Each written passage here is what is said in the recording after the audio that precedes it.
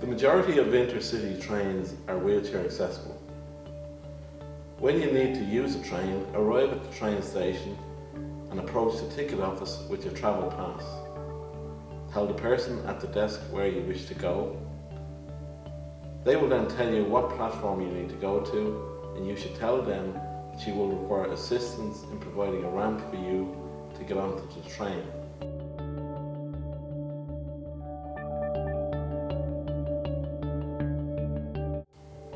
When you arrive at the platform, you will be met by a member of the station staff.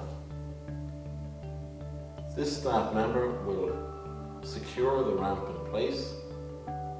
You go up the ramp and tell staff on the train where you will be disembarking.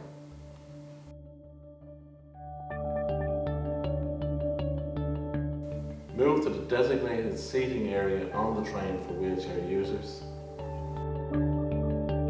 Once in this seated area, apply your brakes.